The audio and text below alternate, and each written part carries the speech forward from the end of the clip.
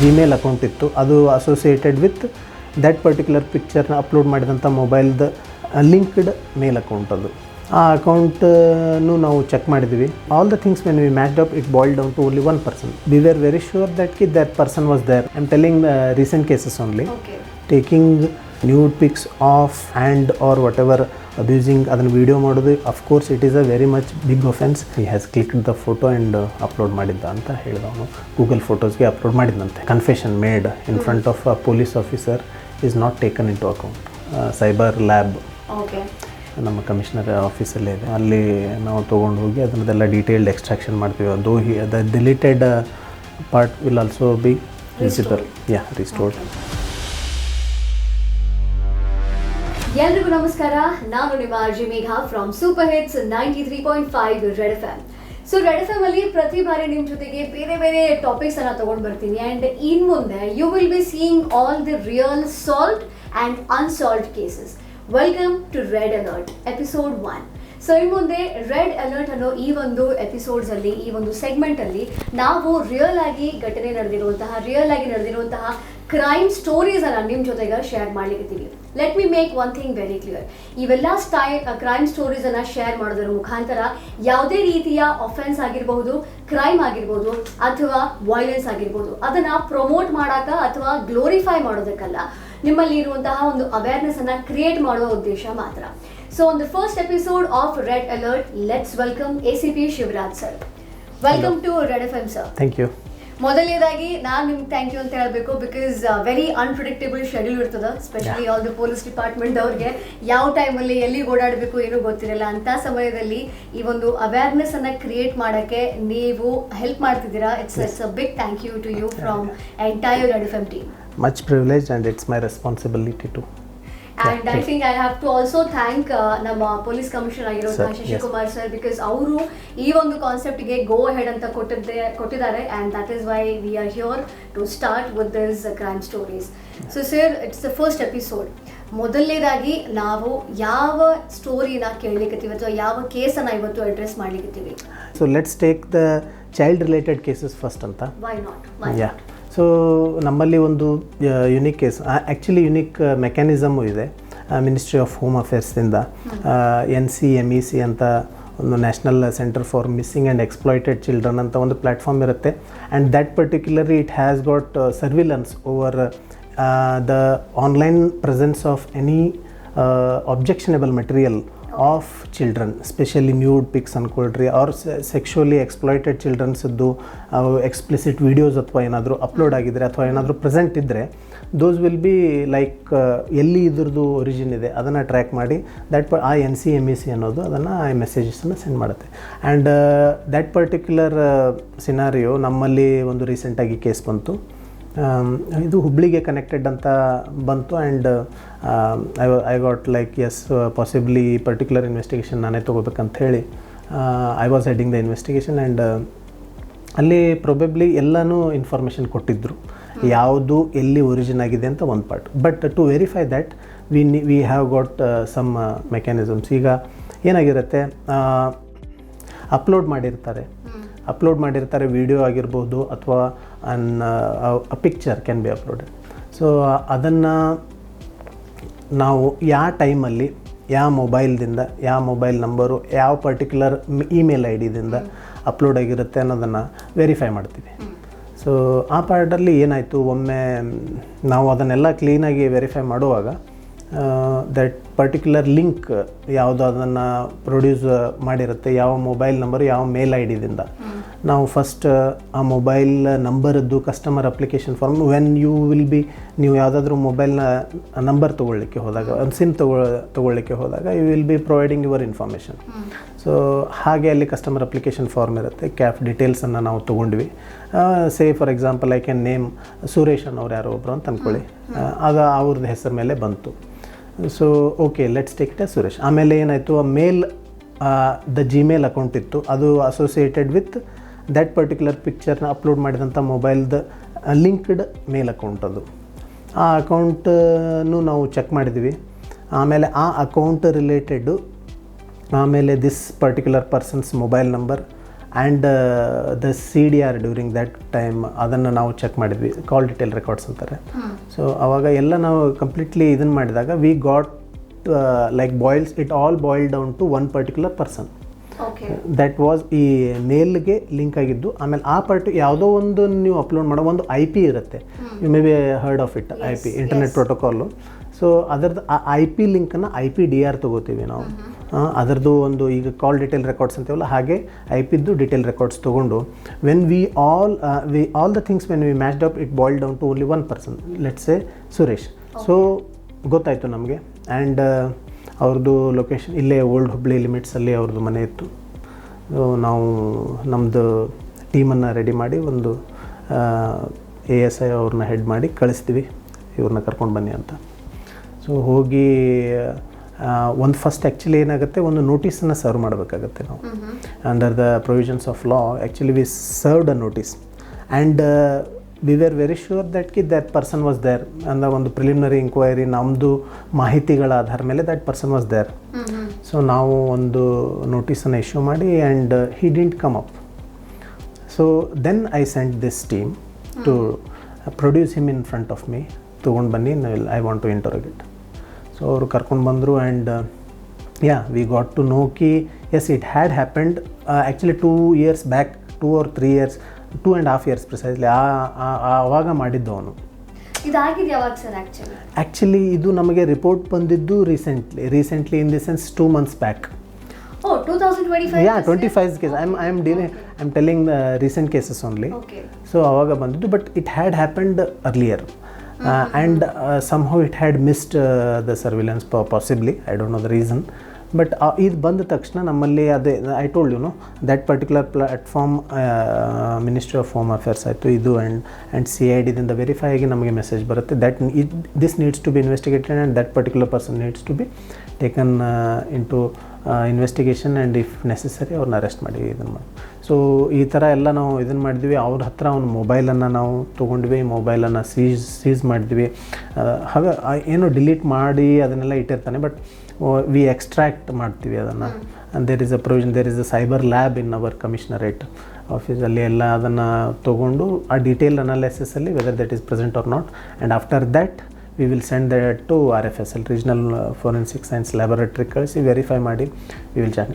Of course the preliminary 80% of work has been done, though it is under investigation, almost it is done. ಅದನ್ನು report ಬಂದ ಮೇಲೆ we will file the charge sheet on that person. So that was the case. So why I took this particular case as the first case is, see, there is a rise in these kind of offences against children. You might be aware that recently ಒಂದು child related offense ಆಗಿ ನಮ್ಮ ಇದನ್ನಾಗಿದ್ದು, it created one thing, it actually strikes the pulse of people, because every people, a child is something which is very unaware of the whatever it is, the prejudices or laws or whatever.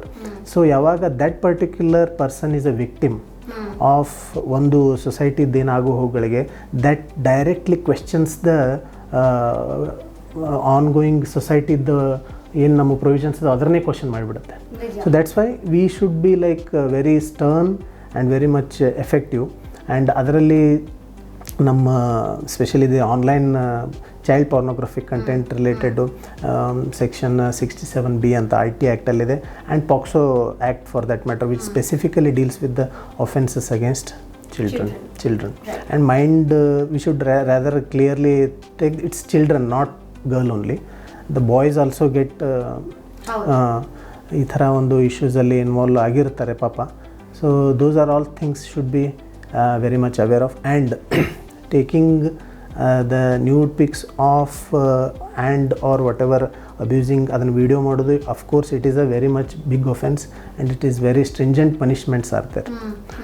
And one more thing is, people should be very much aware that ನೀವು ಸ್ವಲ್ಪ ಅದನ್ನು on a lighter note ಏನೋ ತೊಗೊಂಡಿರ್ತೀರಿ, if you post them, that is against the privacy of that particular individual, so it should not be done, and it is an offense which is prohibited under the law.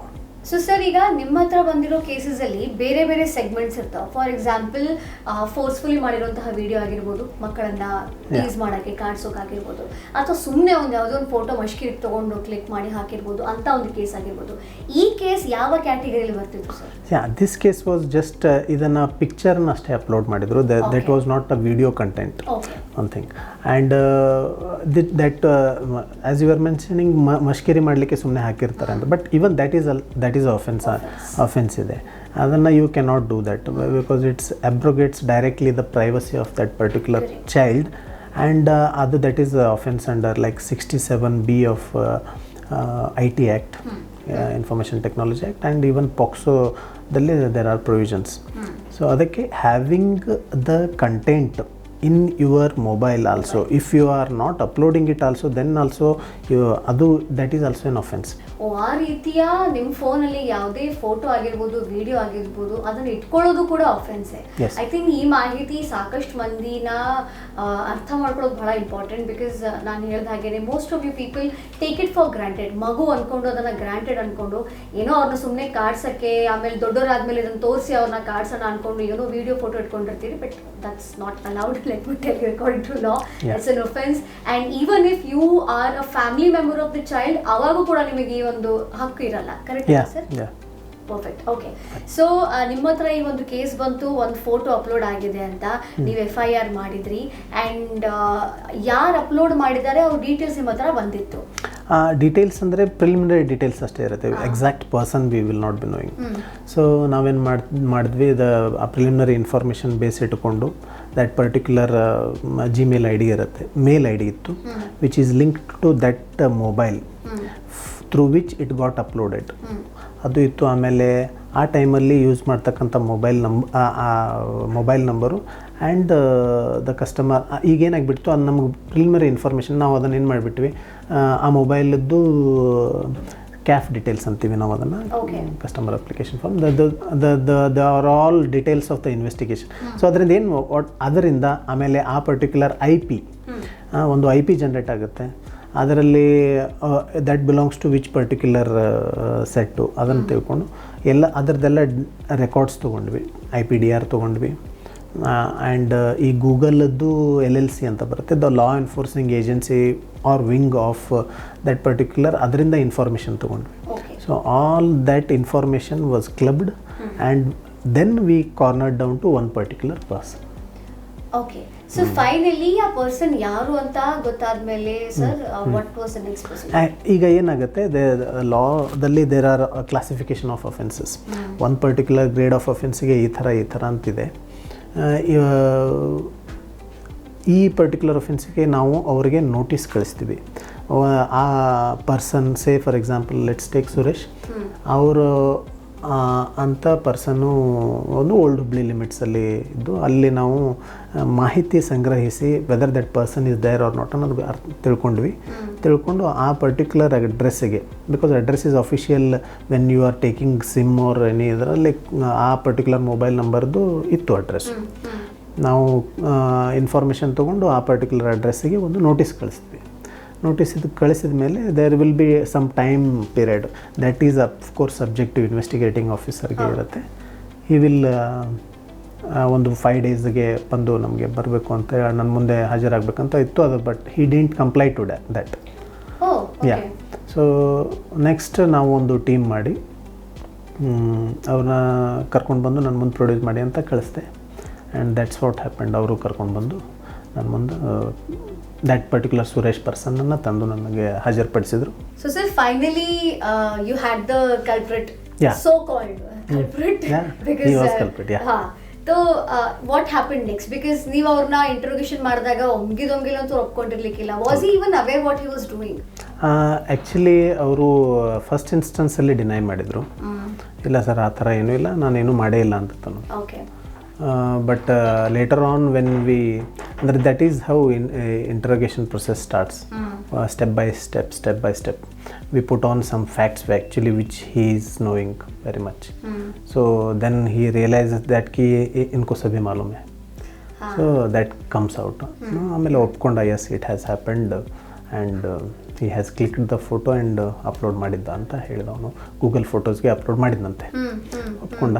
So ಒಪ್ಕೊಂಡು ಕೂಡಲೇ next is the procedure establish ಮಾಡಬೇಕು. ಅವನು ಒಪ್ಕೊಂಡಾದ್ಮೇಲೆ it is not one thing I should rather tell ಕಿ confession made in front of a police officer is not taken into account. Admissible in the court of law. Yes, absolutely. So ಅದು ಆ ಥರ ಇದೆ. So we have to establish it. So next ಅವನ ಮೊಬೈಲನ್ನು seizure procedure ಮಾಡಿದ್ವಿ, seize ಮಾಡಿದ್ವಿ. And ಅದರಲ್ಲಿ ಏನಿದೆ ಎಕ್ಸ್ಟ್ರಾಕ್ಷನ್ ಮಾಡಬೇಕಾಗತ್ತೆ ಡೀಟೇಲ್ಡು.